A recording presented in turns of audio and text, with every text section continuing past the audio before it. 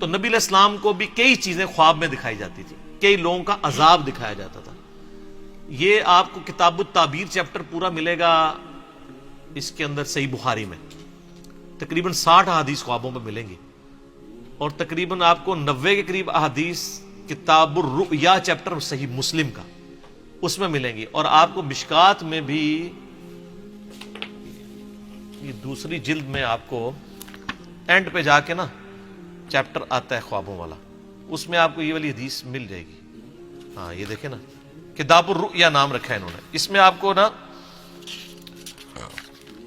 پہلی فصل میں بھی آپ کو یہ حدیث ملے گی، دوسری فصل میں بھی ہے. ہاں جی یہ حدیث بھی ورڈ بائی ورڈ میں پڑھ کے سنا دیتا ہوں آپ کو، تاکہ یہ صحیح بخاری میں حدیث ہے 7048، اور مشکات کے اندر جو میرے ہاتھوں میں 4621 ہے بخاری کے ریفرنس سے. سیدنا سمورہ بن جندب رضی اللہ تعالیٰ کہتے ہیں کہ جب رسول اللہ صلی اللہ علیہ وآلہ وسلم نماز پڑھ لیتے تو آپ صلی اللہ علیہ وآلہ وسلم اپنا رخ انور ہماری طرف کر لیتے اور فرماتے آج رات تم میں سے کسی نے کوئی خواب دیکھا ہے؟ راوی کہتے ہیں کہ اگر کسی نے خواب دیکھا ہوتا تو وہ آپ علیہ السلام سے بیان کرتا، اور آپ صلی اللہ علیہ وآلہ وسلم جو اللہ چاہتا اس کی تعبیر بیان فرما دیتے. نبی علیہ السلام کی خواب کی تعبیر بیان کی ہوئی تو اتھینٹک ہے، باقی تو اندازے ہی ہے نا. تو پھر آپ صلی اللہ علیہ وآلہ وسلم نے ایک روز ہم سے پوچھا کیا تم میں سے کسی نے کوئی خواب دیکھا ہے؟ ہم نے عرض کیا نہیں. تو آپ صلی اللہ علیہ وآلہ وسلم نے فرمایا لیکن میں نے آج رات ایک خواب دیکھا. تو آپ علیہ السلام یعنی فجر کے بعد صحابہ کی طرف متوجہ ہو کے ان کے خواب سنا کرتے تھے، پھر تعبیر بیان کیا کرتے تھے. یعنی ایک دن کسی نے خواب نہیں دیکھا، وہ ظاہر ہے وہ پھر اللہ نے ہی وہ معاملہ کیا کہ کسی کو بھی خواب نظر نہیں آیا، کیونکہ اس دن اپنے نبی کو خواب دکھانا تھا نا، تو باقی کے خواب غائب. ظاہر ہے یہ اللہ کی طرف سے پلان ہو رہا ہوتا ہے نا. جب نبی دنیا میں موجود ہوتا ہے نا اس وقت بہت ایکسٹراڈنری واقعات ہو رہے ہوتے ہیں، کیونکہ امت کو دین سکھایا جا رہا ہوتا ہے. سر یہ خواب آپ سنیں اور اپنے آپ کو سامنے رکھ کے دیکھیں. اس خواب میں نبی علیہ السلام کو ان کی امت کے گناہوں کے عذابات دکھائے گئے. اللہم اجرنا من النار، اللہم اجرنا من النار، اللہم اجرنا من النار. اللہم من احییتہ منا فاحیہ علی الاسلام ومن توفیتہ منا فتوفہ علی الایمان. تو نبی علیہ السلام فرمایا میں نے 2 آدمی دیکھے. اب یہ آدمی کون تھے؟ کوئی فرشتے تھے. تو اینڈ پہ پتہ چلے گا یہ کون تھے. ابھی آپ صرف اس کا سسپینس رکھیں، آپ نے بھی سسپینس رکھا ہے. آپ فرمایا میں نے 2 آدمی دیکھے، وہ میرے پاس آئے اور انہوں نے مجھے ہاتھوں سے پکڑا اور مجھے ایک مقدس سرزمین کی طرف لے گئے. وہاں ایک آدمی بیٹھا ہوا تھا اور ایک کھڑا ہوا تھا. اس کے ہاتھ میں لوہے کا ایک ٹکڑا تھا. وہ اس کو دوسرے آدمی کے جبڑے میں داخل کرتا اور اس کو اس کی گدی تک چیر دیتا. یعنی یوں ڈال کے نا ایسے، یہ گدی یہ کہتے ہیں، یعنی یہ ہے نا یہ پورا جبڑا چیرتا ہوا پیچھے تک. پھر اسی طریقے سے دوسرے جبڑے کے ساتھ ایسا کرتا اور اتنے میں پہلا جبڑا ٹھیک ہو چکا ہوتا. استغفر اللہ. یعنی عذاب مسلسل. وہ کر کے ہٹا تو وہ واپس آ گیا، پھر دوبارہ سے تکلیف شروع. سر یہ ایک دفعہ نہیں برداشت ہو سکتی. پھر وہ اس عمل کو دہراتا تھا. تو میں نے ان آدمیوں سے پوچھا یہ کیا ہو رہا ہے؟ تو ان دونوں نے مجھ سے کہا آپ آگے چلیے. تو میں نے ان کے ساتھ آگے چلنا شروع کر دیا. پھر ہم ایک آدمی کے پاس آئے جو زمین پہ چت لیٹا ہوا تھا، اور ایک آدمی ایک بڑا سا پتھر لے کے اس کے سرہانے کھڑا تھا اور وہ اس کے ساتھ اس کے سر کو کچل رہا تھا. جب وہ اسے مارتا تھا تو پتھر لڑک کر جاتا، وہ اسے لینے کے لیے جاتا، لیکن اس کے واپس آنے تک اس کا سر پھر بالکل ٹھیک ہو جاتا. توبہ توبہ توبہ. اتنا بھاری پتھر کا عذاب اس شخص کے اوپر کہ اس کا سر جو ہے وہ چپٹا ہو رہا ہے اور پھر وہ پتھر لڑک کے دور چلا جا رہا ہے، اور وہ اٹھانے کے لیے وہ پتھر جا رہا ہے، واپس آتا ہے تو دوبارہ سر واپس آ جاتا ہے. پھر اس تکلیف سے گزرنا ہے. سر آپ تو ایک دفعہ سر کے اندر برداشت نہیں ہم لوگ کر سکتے. اللہ تعالیٰ ہمیں ان عذابات سے محفوظ فرمائے.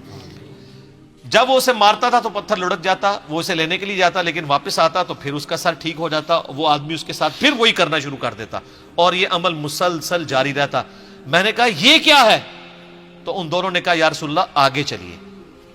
ہم اور آگے چلے حتیٰ کہ ہم تندور جیسے سوراخ کے پاس آئے جس کے اوپر کا حصہ تنگ تھا جبکہ اس کا نچلا حصہ کھلا تھا.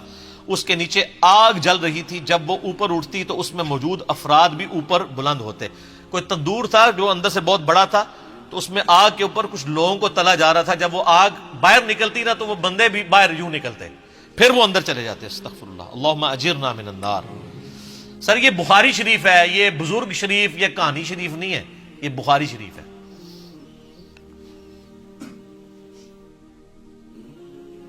اس کے نیچے آگ جل رہی تھی. جب وہ اوپر اٹھتی تو اس میں موجود افراد کو بھی اوپر بلند کرتی, حتیٰ کہ ایسا لگتا کہ وہ اس سے نکل جائیں گے. اور جب وہ نیچے بیٹھنے لگتی تو وہ واپس چلے جاتے. اور میں نے اس تندور میں چند مردوں اور عورتوں کو ننگی حالت میں عذاب میں مبتلا دیکھا جن کے کپڑے نہیں تھے. میں نے کہا یہ کون لوگ ہیں؟ ان دونوں نے کہا یا رسول اللہ آگے چلے. ہم پھر چلے حتیٰ کہ ہم خون کی ایک نہر کے پاس پہنچے. وہاں نہر کے سامنے پتھر ہیں. وہ شخص جو نہر میں ہے جب وہ باہر نکلنے کا ارادہ کرتا تو باہر کنارے پر کھڑا آدمی اس کے منہ پر پتھر پھینکتا, اس سے وہ پھر پہلی جگہ پر واپس پہنچ جاتا. یعنی وہ جو خون کی نہر میں عذاب ہو رہا تھا نا اس بندے کو, وہ جب اس سے نکلنے کی کوشش کرتا تو ایک باہر بندے کی ڈیوٹی لگی تھی, وہ اس کو پتھر مارتا, اس کے منہ پہ لگتا, پھر وہ وہاں جا کے گرتا, پھر وہ کنارے سے دور ہو جاتا. وہ جب بھی نکلنے لگتا اس کے منہ پر پتھر مار دیا جاتا, پھر وہ واپس چلا جاتا. میں نے کہا یہ کیا ہے؟ تو ان دونوں نے کہا یا رسول اللہ آگے چلیے. ہم آگے چلے حتیٰ کہ ہم سرسبز شداب باغ میں پہنچ گئے. اس میں ایک بڑا سا درخت تھا اور اس کے تنے کے پاس ایک عمر رسیدہ شخص اور کچھ بچے تھے. اور درخت کے قریب ایک آدمی تھا, اس کے آگے آگ تھی جسے وہ جلا رہا تھا. وہ مجھے درخت پر لے گئے. انہوں نے مجھے درخت کے وسط میں ایک گھر میں داخل کیا. میں نے اس سے خوبصورت گھر کبھی زندگی میں نہیں دیکھا.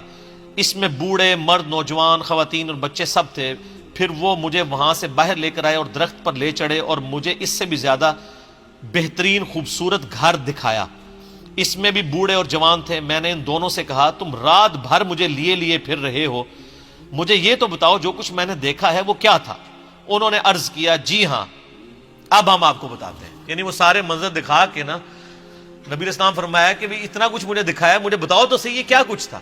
تو انہوں نے کہا اب ہم آپ کو بتاتے ہیں. یا رسول اللہ رہا وہ شخص جس کو آپ نے شروع میں دیکھا تھا کہ اس کے جبڑے کو چیرا جا رہا تھا, تو وہ شخص وہ تھا جو دنیا میں جھوٹ بولا کرتا تھا اور پھر وہ جھوٹ آگے نقل کیا جاتا تھا حتیٰ کہ وہ آفاق تک پہنچ جاتا تھا. یہ جو کچھ آج کل ہمارے سیاستدان کر رہے ہیں, سوشل میڈیا کے اوپر آ کے دوسرے پولیٹیکل لیڈر کو ڈی فیم کرنے کے لیے جھوٹ بول دیتے ہیں. اسی طریقے سے علماء بھی کرتے ہیں, کسی کو بدنام کرنے کے لیے اس کے اوپر جھوٹے. یعنی میں تو اس سے سفر کر رہا ہوں, میرے اوپر کلپ چڑھائے ہوئے ہیں انجینئر محمد مرزا کا دعوی نبوت, نعوذ باللہ. ہم اندازہ کریں, یعنی یہ وہ لوگ کلپ چڑھا رہے ہیں جن کے بزرگوں نے اپنے ناموں کے کلمے پڑھائے ہوئے ہیں. ایک غریب اتو بدتمیز, اور جو ان کو ننگا کر رہا ہے اس کو کہہ رہے ہیں دعوی نبوت. تو یہ ان کا عذاب ہے, یعنی یہ علماء کا عذاب ہے.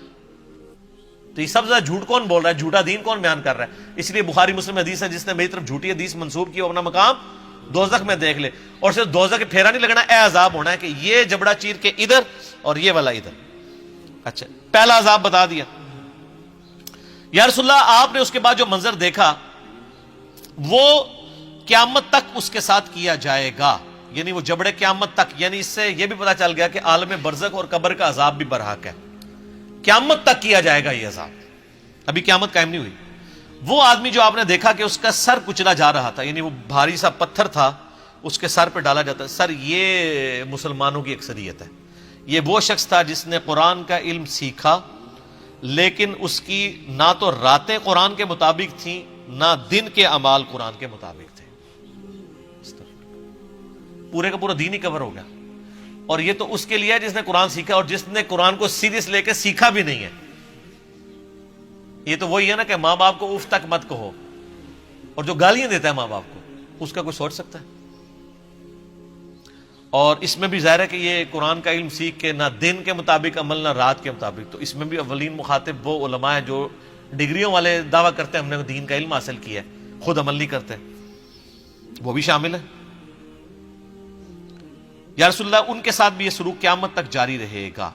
آپ نے جو سراغ میں دیکھا کہ وہ ننگی عورتیں اور مرد عذاب میں مبتلا تھے, وہ تھے جو دنیا میں زنا کیا کرتے تھے, زانیوں کی سزا, بولے اعوذ باللہ.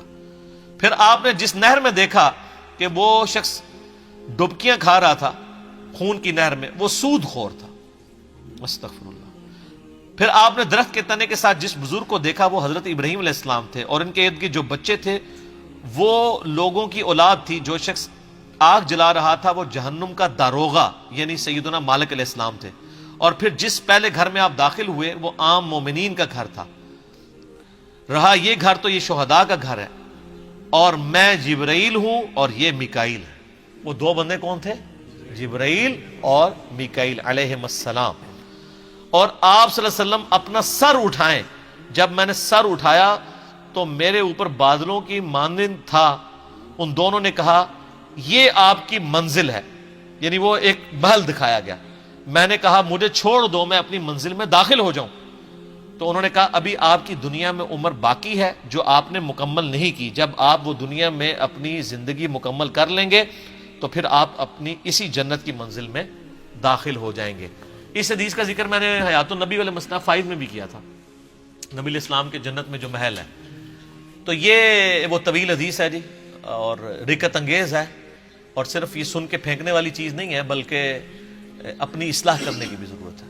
اللہم اجرنا من النار، اللہم اجرنا من النار، اللہم اجرنا من النار، اللہم من احییتہ منا فاحیہ علی الاسلام ومن توفیتہ منا فتوفہ علی الایمان، آمین ثم آمین۔